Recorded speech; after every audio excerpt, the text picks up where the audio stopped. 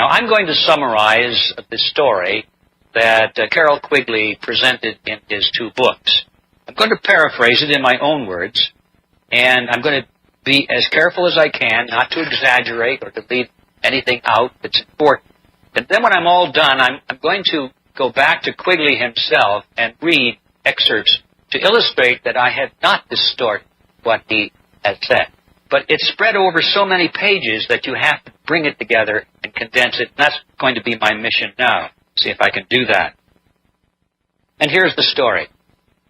It was at the end of the 19th century that a secret society was formed in England by Cecil Rhodes. Now, Cecil Rhodes is well known in history for being one of the wealthiest men in the world.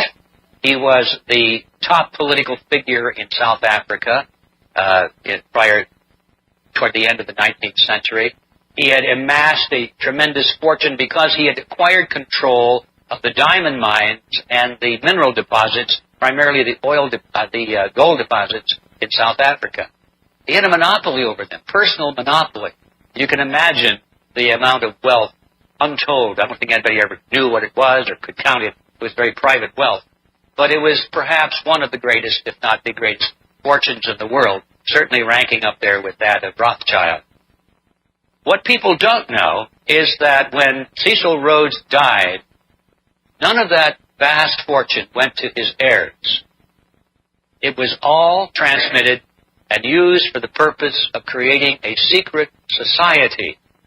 And the purpose of the secret society, according to Cecil Rhodes' wills, and there were several of them, was to create an organization that would literally control the world from behind the scenes, using measures and strategies and tactics so that the rulers would never be seen. They would operate behind the scene. They would put forth political figures and commentators and frontmen who would be viewed by the population as the movers and shakers of society, but they really would be frontmen. They would be ruled from behind the scene by the members of this secret society. And this was all outlined in 5 wills that Cecil Rhodes left. We know a little bit about one of those wills. It has made it into mainstream knowledge because it was used to create the Rhodes Scholarship. By the way, President Clinton was a Rhodes Scholar. Should not be a surprise to anyone. But the Rhodes Scholarships are known, and we think that just a means by which this benefactor, Cecil Rhodes, left a large amount of money so that worthy students could get a good education. And it turns out that's not it at all. The Rhodes Scholarship was designed to be more or less a recruiting and training arm of the secret society, to look for just those young men, originally young men, now including women, who had the right characteristics, the right mindset, right worldview, who would be recruited into this hierarchy and could be placed into important positions in the secret society. And we know about this because these wills have now been written about. I'll be quoting one of the men shortly. His name is William Stead. He was the executor of Cecil Rhodes' estate, and he wrote a book that revealed a great deal of information about these otherwise secret wills. This organization not only was formed at the turn of the century, or the end of the 19th century, but it still exists today, and in fact has been a major historical force in all world affairs since the end of World War I. Okay?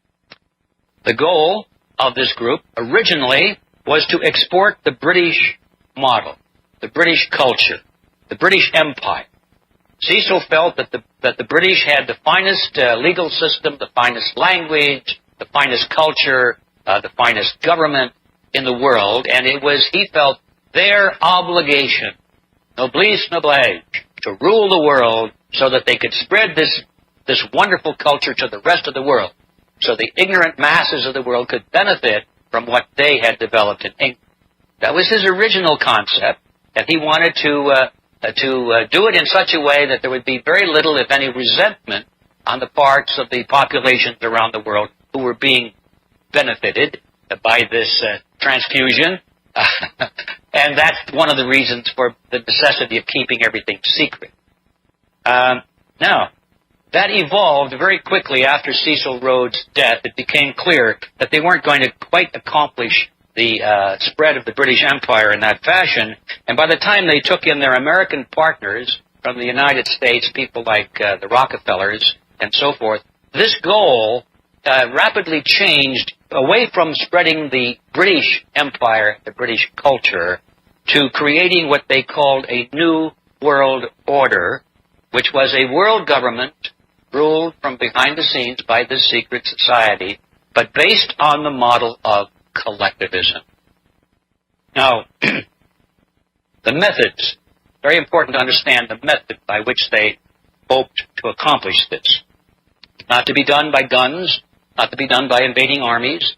It was to be done through infiltration of the power centers of society. It was to be done not by large numbers of people, but a very small group of people in the secret society who would consciously go into the power centers of society, move to the top, and lead the masses through the organizations to which they belong. The political parties, the government agencies, church organizations, labor unions, media centers, corporations, you name it. You know, people have a herd instinct. We move together. We flock together. We have leaders. We have opinion leaders. And the masses are always flocking around their leaders. And so Cecil Rhodes and his companions knew this, and they were very wise to choose a strategy which said, we don't need to control the masses one by one. All we need to do is capture control of the organizations of the masses. And in that fashion, we can lead with extremely small numbers behind the scene. That is the method by which they have been accomplishing their goal. Now the structure, very interesting. This is where it really gets off the wall. The structure that they chose was modeled directly after Adam Weishaupt's Illuminati, of all things. Now, we're told today that the Illuminati doesn't exist, and I don't know whether it does or not. If it does, it may or may not have historical continuity back to the original, which was formed in 1776 by Adam Weishaupt. You know, it was supposedly disbanded in Bavaria a few years later. The Bavarian police raided the home of one of the high dignitaries of the Illuminati, and they captured all of the personal papers written by the dignitaries and by Adam Weishaupt. And these are now, I believe, in the London Museum or the London Library, the British Library. And so a researcher can go there and read these things. And I've read copies of them. And I was just amazed when I was reading through Cecil Rhodes' information to find out that Cecil Rhodes had copied the structure that Adam Weishaupt had created for his Illuminati. Now, does that mean there's a connection? No. It just means that obviously, I think it's obvious that Cecil Rhodes had read the same papers I did, and said to himself, this is a good idea. But what is this structure? Weishaupt called it rings within rings within rings. And what he meant by that was that the people involved in this secret group were not to be aware that they were being directed by a smaller group, a smaller ring inside the outer ring. And he said that, for example, the leaders of the group should be the founder and maybe one or two of the brain trust. They would be at the hardcore center, perhaps the all-seeing eye, you might say. But around them, they would build a slightly larger group of people, of maybe 80 or 100 people or 200 people, who would think that they were the whole enchilada. They would not know that there were three running the show from the inside, and they were not supposed to know. Maybe eventually some of the more astute ones would be allowed to know that, and they might be recruited into the center, but most of them would not ever know in their whole lifetime. Then that group would create around itself another ring, much larger in number, perhaps several thousand people. And they would think that they were the whole show, too, not realizing that there were a smaller group on the inside controlling them. And finally, that larger ring would create another one which would reach out into mass organization with truly large numbers of people, and for sure, most of those people would never dream in their wildest imagination that their whole structure was being directed from rings within rings within rings. And that is exactly the formula that Cecil Rhodes chose. Now, the result of this strategy and these goals is that this organization remains invisible.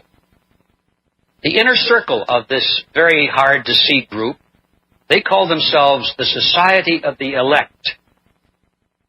And there again, that phrase is taken directly from Adam Weishaupt. Amazing. Now, originally that was Cecil Rhodes and a brain trust from British banking circles and politics. As I mentioned a moment ago, that center of gravity shifted away after Cecil Rhodes' death to the Rockefeller Group, and now it has centers of very strong influence in such groups as Bilderberg Group, the Trilateral Commission, and that sort of thing. And it also shows up in some of the financial circles, the financial meetings, the G7 meetings, G6 meetings, so forth, take place around the world. And the goal has shifted, as I mentioned, away from the center of the British Empire to the New World Order based on the model of collectivism. The secondary rings around this inner Society of the Elect, they call roundtables. That's their name for them. And these exist in the United States, Great Britain, and all of the former British dependencies. This is the outer ring. This is one more ring out. Now, the tertiary rings around the round tables were formed very quickly, and they were called, in Britain and the former the British dependencies, they were called the Royal Institute for International Affairs. Okay? In the United States, they didn't call it that, I guess because they figured Americans didn't care for the word royal. So they didn't use that name. In the United States, they called it the Council on Foreign Relations, or the CFR. And ladies and gentlemen, after 100 years of penetration into the power centers of society in America, the Rhodesians, this network, now is very close to the final achievement of its goal of total domination of government and society, politics, economics, at least in the Western world. This conspiracy theory of history is appealing because it's so simple. It's so simple. It explains everything that is unexplainable. It's going wrong. And if you raise one point that doesn't fit, they say, see how clever the conspiracy is. Yes, no. I want to show you something. This is what they start. They start by showing you a $1 bill. Mm-hmm. And they say, why is there a pyramid with an eye over it? Do you see? Mm-hmm. This is the symbol of the secret society. Now, if you ask people, the secret society, according to them, there's only one, you see. That's right. Now, the secret society that's gone through generations. Yes. Now, if you ask the United States government why it is there, mm-hmm. they have great difficulty explaining, and they mostly come up with it's the Masons, Masonic symbol. But then you say, why should the Masonic symbol be on the American dollar bill? Mm-hmm. And they have no explanation. So there is something. If you look at this monument in Alexandria to Washington, it is the pyramid. Mm-hmm. You see, now there's the eye over it is the light. Mm-hmm. You see. Mm-hmm. So I could go further into this, but won't have to, because this symbol is at least 6,000 years old. And I can give you the history of 4000 BC. It has nothing to do with the Masons. Mm-hmm. Now, maybe the Masons adopted it, you see. But it has nothing. But I will not go into that. That's a totally different story.